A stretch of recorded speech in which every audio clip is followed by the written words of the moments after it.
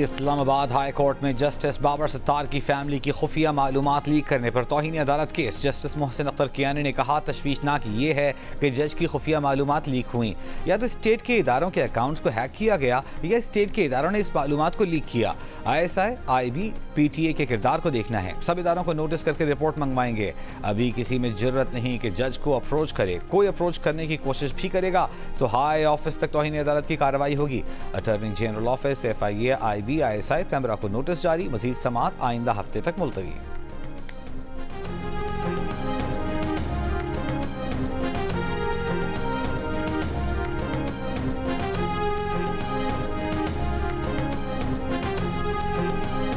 Audio leaks case में security establishment के top official का पैगाम मिला, पीछे हट जाओ। इस्लामाबाद हाई कोर्ट के जस्टिस बाबर सत्तार का chief justice Islamabad high court Aamir Farooq को खत में कहा गया है कि पैगाम दिया गया, सर्वेलेंस के तरीक़ेकार की स्क्रूटनी से पीछे हट जाओ। बाबर सत्तार ने कहा कि उन्होंने ऐसे धमकी आमेज हरबे पर कोई तवज्जो नहीं दी। PTA से मुताल्लिका मुकदमात बदनीयती पर मबनी मुहिम का फोकस अदालती कार्रवाई को मुतासर करने का धमकी आमेज हरबा लगता है। ऑडियो लीक्स केस में मुताल्लिका वजारतों, regulatory bodies, ISI, IB, FIA को नोटिस किए। अदालत ने PTA, पैमरा को भी नोटिस किए थे।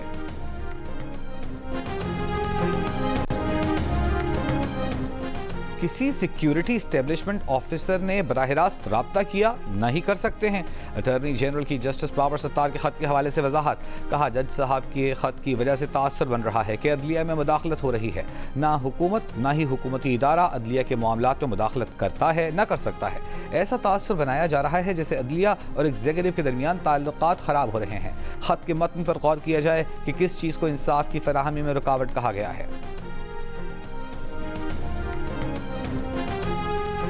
सुप्रीम कोर्ट का नैब तरमीम केस में जमेरात 16 मई को बानी PTI को वीडियो लिंक के जरिए पेश करने का हुक्म। तहरीरी हुक्म में वफाक और पंजाब हुकूमत को बानी PTI की वीडियो लिंक के जरिए हाजिरी यकीनी बनाने की हिदायत। जस्टिस अतहर मिनल्लाह ने कहा कि अटॉर्नी जनरल ने यह यकीनी बनाना है कि वीडियो लिंक काम करे।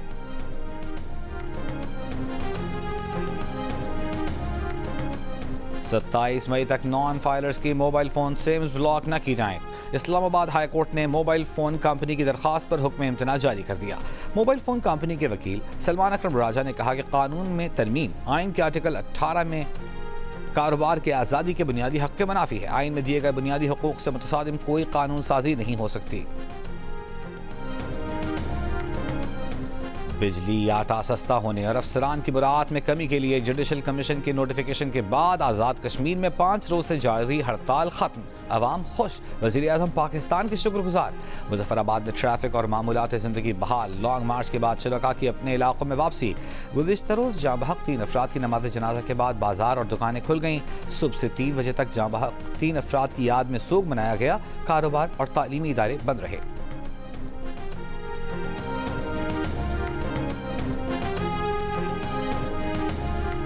वज़ीर आज़म की CPEC 2 पर तेजी से अमल दरामद के लिए वजारतों को रवाबित बढ़ाने की हिदायत। CPEC और चीनी सरमायाकारी के तहत दीगर मनसूबों से मुताल्लिक़ इजलास में कहा कि CPEC 2 पर काम में वजारतों सरकारी इदारों की जानिब से ताअत्तुल कबूल नहीं। चीनी बाशिंदों की फुल प्रूफ सिक्योरिटी यकीनी बनाई जाए।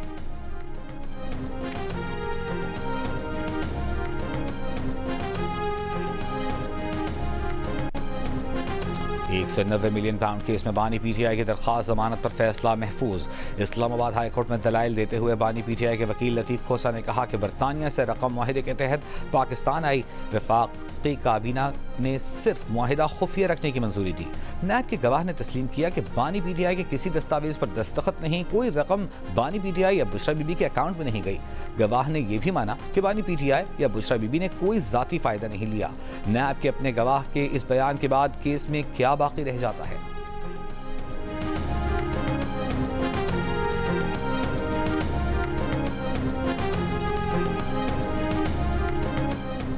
कौमी खजाने पर बोझ बनने वाले हुकूमती मिल्कियती इदारों में इस्लाहात या निजकारी होगी।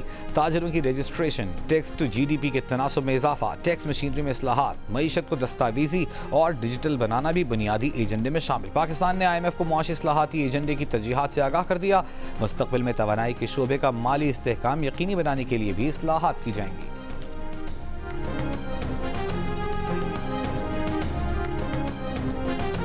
सेनेटर फैसल वावडा का कहना है कि मखसूस मीडिया ग्रुप्स में फिर कोई प्रोपेगेंडा होने को है। प्रोपेगेंडा के किरदार आलमी ताकतों से जुड़े लीक्स वाले खिलाड़ी हैं। प्रोपेगेंडा में मुमकिन तौर पर अहम शख्सियात की प्रॉपर्टी से मुताल्लिक गुमराह कुन तफसीलात बताई जाएंगी। एक मखसूस तबके को क्लीन चिट देने का फरमाइशी प्रोग्राम भी बनाया गया है। फैसल वावडा ने सवाल किया, क्या आने वाली इस मुहिम का हदफ SIFC और दोस्त मुल्कों की सरमायाकारी है? क्या आज़ाद कश्मीर में होने वाली मनसूबाबंदी और इस खेल के खिलाड़ी एक ही हैं? इस प्रोपेगेंडा मुहिम का हतमी हदफ कौन है? वक्त आने पर सब बताएंगे।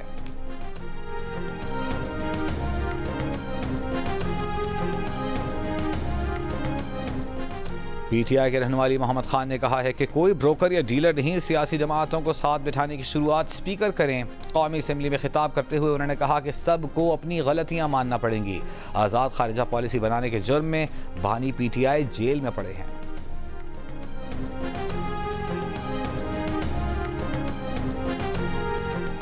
वफाकी वज़ीर कानून सेनेटर आज़म नज़ीर तारड़ से अमरीकी सफ़ीर डोनाल्ड ब्लूम की मुलाकात, पाक अमरीका ताल्लुकात मज़ीद मजबूत बनाने पर इत्तफ़ाक़। आज़म नज़ीर तारड़ ने कहा कि कानूनी इस्लाहात हुकूमत की तरजीहात में शामिल हैं। टैक्स इस्लाहात से मईशत बेहतर बनाने में मदद मिलेगी। जस्टिस इस्लामाबाद हाई कोर्ट को लिखी और उस ख़त के रोशनी में और उस ख़त के जो मंदरजात हैं वो रिपोर्ट कुछ इस तरह से हो रहे हैं जैसे, और तासुर ये जा रहा है कि जैसे कोई मदाखलत हो रही है इस्लामाबाद हाई कोर्ट में और उन जज साहब को एक मखसूस केस के हवाले से कोई पैगाम इस तरह का गया या उन्होंने समझा कि, और या किसी ऐसे शख्स की तरफ से गया जो नहीं जाना चाहिए था। तो मैंने सोचा कि मैं इस चीज़ की वजाहत ज़रूर कर दूँ।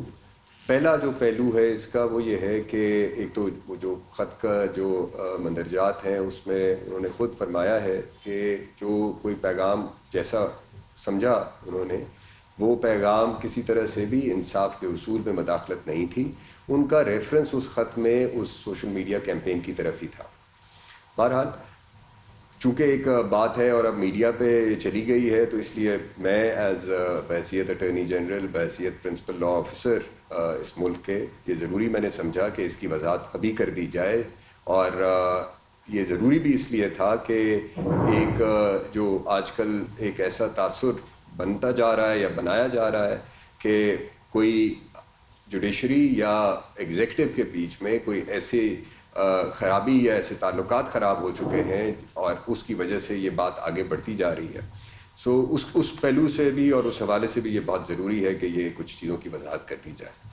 पहली बात ये है कि जो रियासत के कुछ हसास मामलात होते हैं और वो जिस किस्म की हम सिक्योरिटी सिचुएशन में पाकिस्तान आज से नहीं, कम से कम पिछले 45 साल से जिसका पाकिस्तान को सामना है, उस हवाले से ऐसे मामलात ज़रूर होते हैं जहाँ पे रियासत के मुख्तलिफ़ इदारों की आपस में एक कम्युनिकेशन ज़रूरी होती है।